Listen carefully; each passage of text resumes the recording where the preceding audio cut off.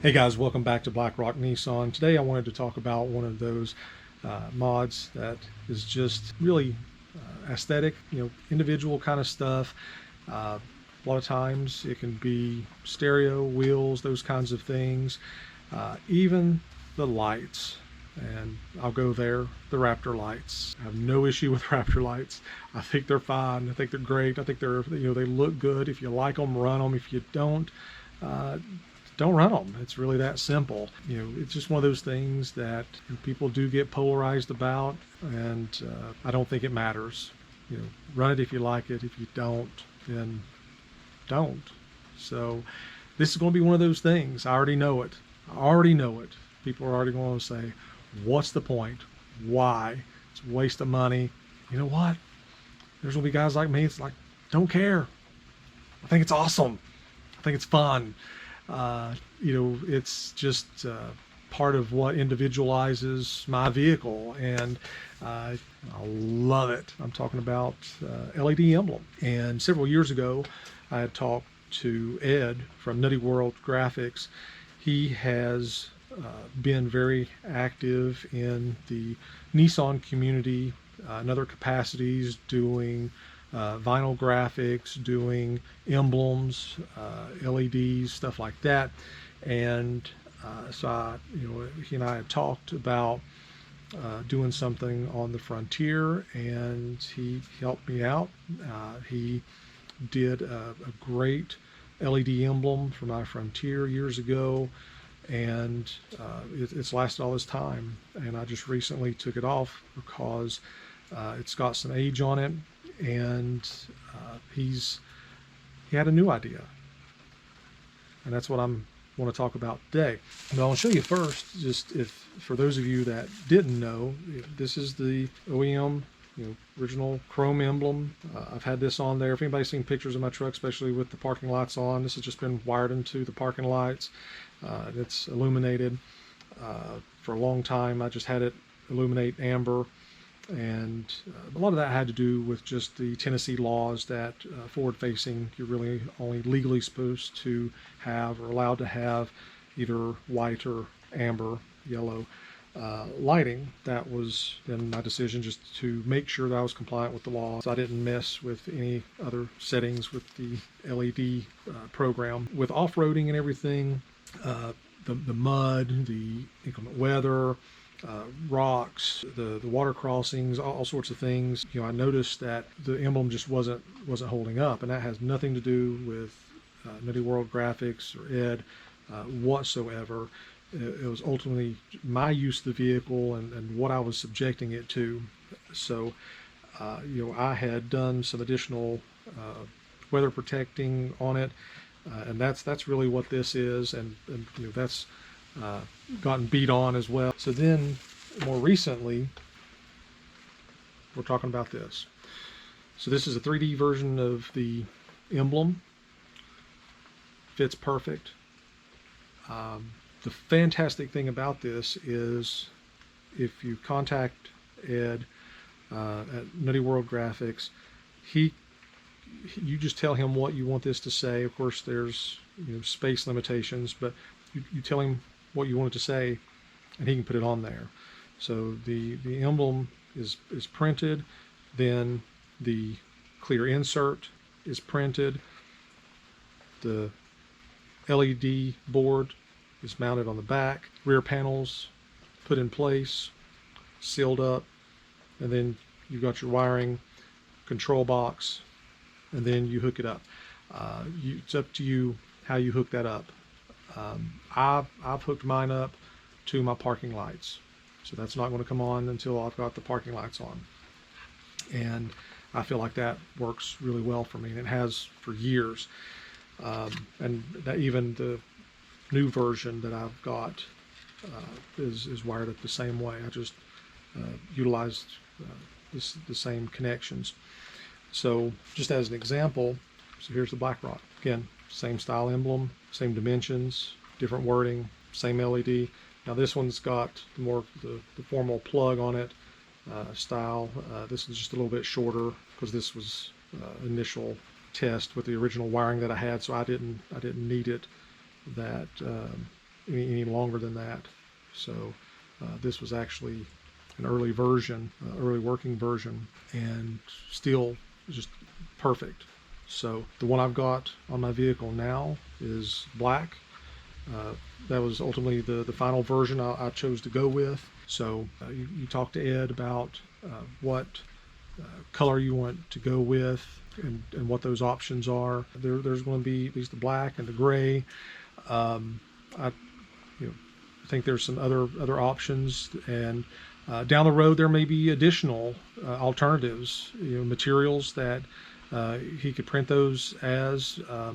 Anybody familiar with the 3D printing knows that there's different material that you can utilize. Of course, that comes at additional cost. Contact Ed, see what he'd be willing to do on that. For right now, I'd like to show you the installation on mine and some of the features, what that looks like. So I've had to drill out a little hole in the middle for the wire.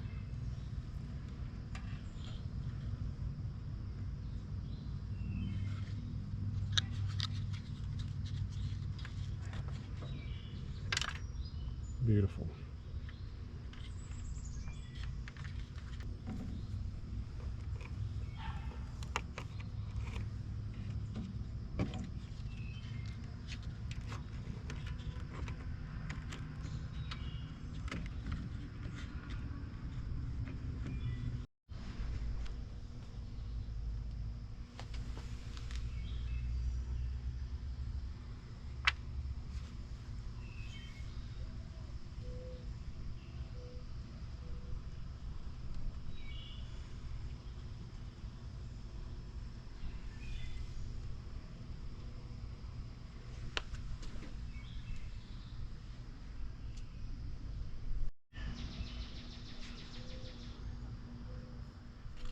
This is the back side of the grill.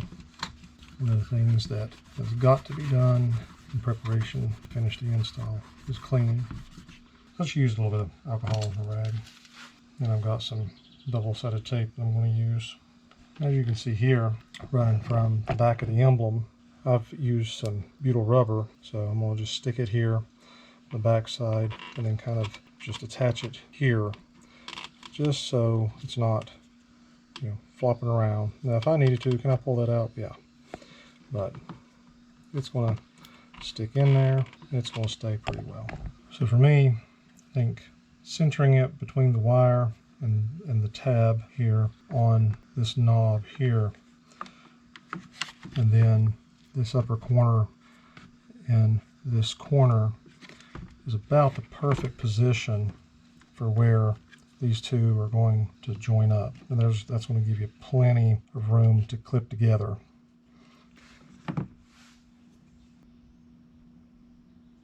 One observation, there's a kind of a lip sticking up here.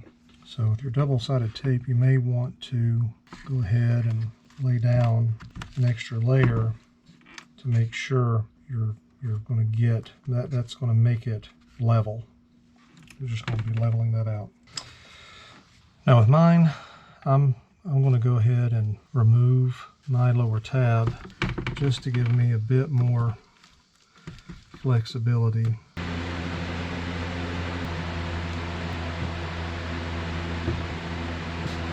So I've got about 3 layers on there just to make sure that, not that it sticks, but that lip that runs through here to make sure everything is level.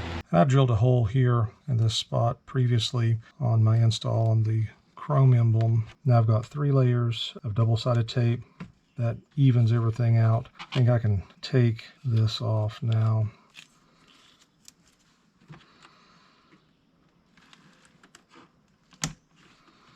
There we have it, tucked away really nicely.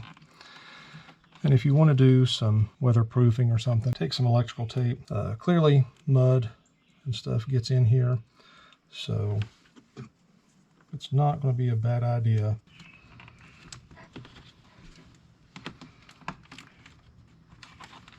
This cable for the power, I'm going to run along the bottom here, and it's going to tuck behind this clip. And of course, if you want to hide that away a little bit better, just take some black electrical tape, wrap that around there, and that'll easily hide that. And this gives you significant amount of wire to run to a fuse from the battery, from a switch, from your side marker lights. And that's actually how I have mine hooked up. All right, so as I've said, I already had my grill wired previously from other Emblem. So here's the new box mounted. Wire run as before. And here's previous loom. New wire is running inside there. Up in here. Here's the original wire. So now we're just going to connect those together.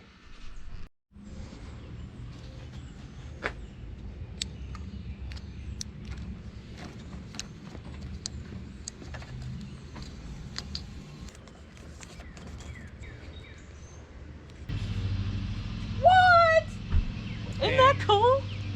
And, oh my gosh, it's so cool! So I mean, I can make it do.